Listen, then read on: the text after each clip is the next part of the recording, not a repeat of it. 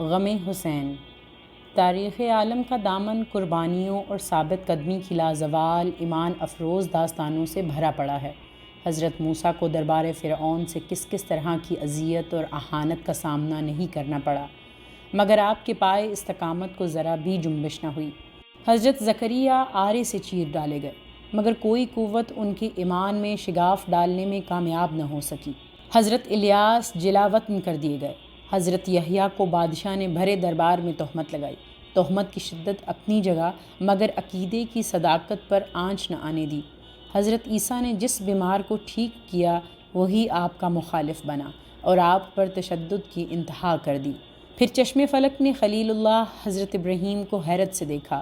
حضرت ابراہیم کو کس کس مرحلے سے نہیں گزرنا پڑا، ترک وطن، ترک مال، ترک اولاد، ترک جان۔ زرخیز زمین چھوڑ کر مکے کی بے آب و گیاہ زمین میں بخوشی منتقل ہو گئے۔ خاندان اور نمرود کی دھمکیوں کو نظر انداز کر کے عقیدہ توحید پر قائم رہے۔ آگ کا الاؤ ان کے لیے تیار ہو گیا۔ جب آگ میں پھینکا جانے لگا تو حضرت جبرائیل نے آ کر کہا، اللہ سے کوئی دعا یا درخواست کرنی ہے تو میں حاضر ہوں۔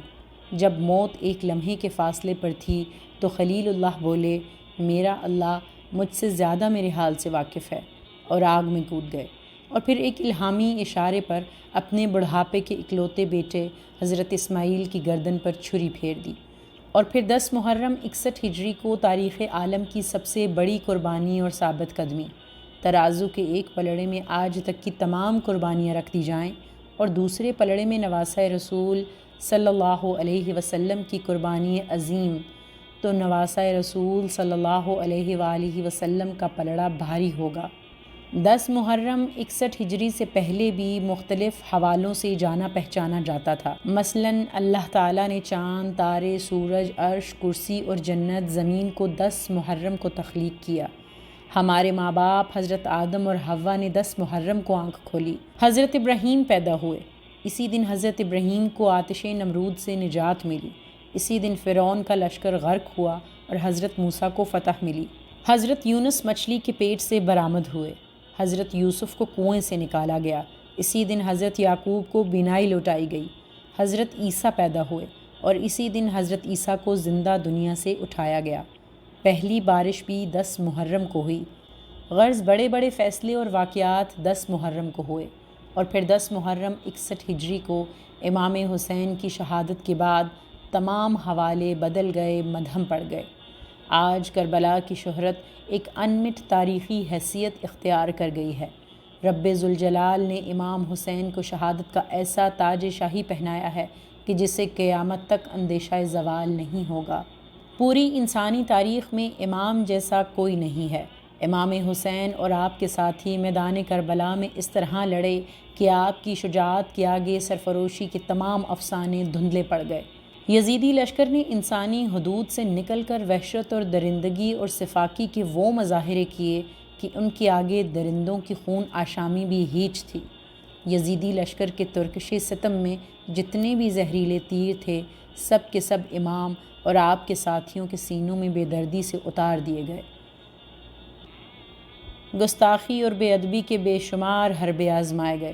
یزید اور اس کے حواریوں نے اپنے نامہ اعمال سیاہ کر ڈالے، لیکن نواسۂ رسول صلی اللہ علیہ وآلہ وسلم کے پائے استقامت میں ذرا بھی جنبش نہ ہوئی۔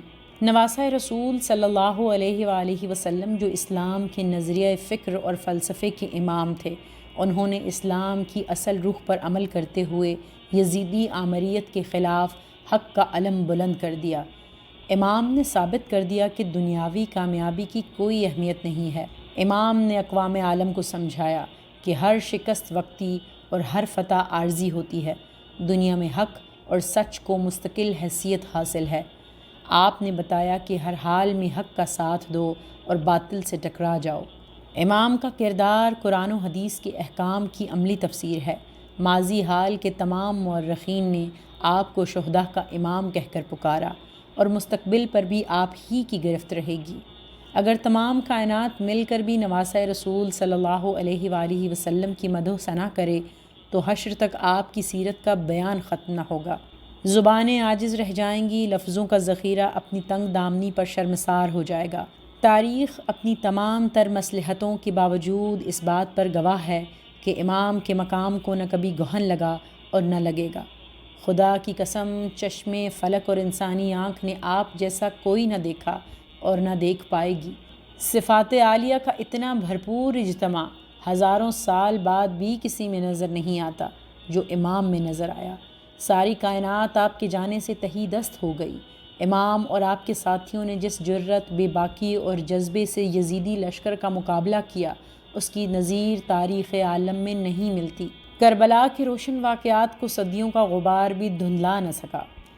امام نے کربلا میں بے مثال قوت برداشت اور جرأت کا مظاہرہ کیا۔ صدیوں سے روز و شب کے ہنگامے اسی طرح جاری و ساری ہیں، زمین اسی طرح اپنے محور پر گھومتی رہے گی، لیکن جب بھی یوم عاشورہ آئے گا تو ہر آنکھ اشکبار ہو جائے گی، ہر آنکھ اور پیشانی عقیدت سے سجدہ ریز ہو جائے گی۔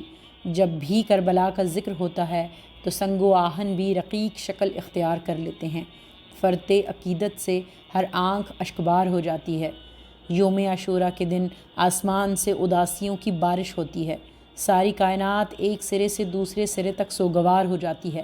غم حسین میں ہر شے ماتمی لباس پہن لیتی ہے، زمین و آسمان کے منہ سے آہیں ابل پڑتی ہیں۔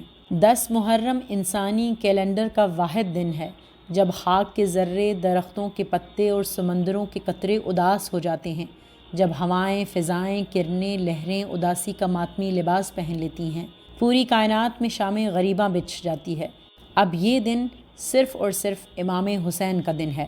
10 محرم 61 ہجری کو 2 انسانوں کا مقابلہ نہیں تھا، یہ 2 نظریات کا ٹکراؤ تھا۔ دنیا میں روز اول سے نیکی اور شر کی جنگ جاری ہے۔ دنیا میں جب بھی ظلم اور باطل کی قوتیں سر اٹھائیں گی تو نیکی کی قوتیں بھی حرکت میں آئیں گی۔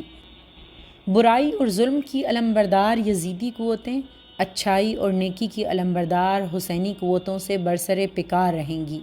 آخر جیت ہمیشہ حق اور سچ کی ہوگی۔ امام حسین نے باطل کے مقابلے پر اکیلے کھڑے ہو کر قیامت تک کے مظلوموں کو حوصلہ اور کفر سے ٹکرانے کا حوصلہ دیا ہے۔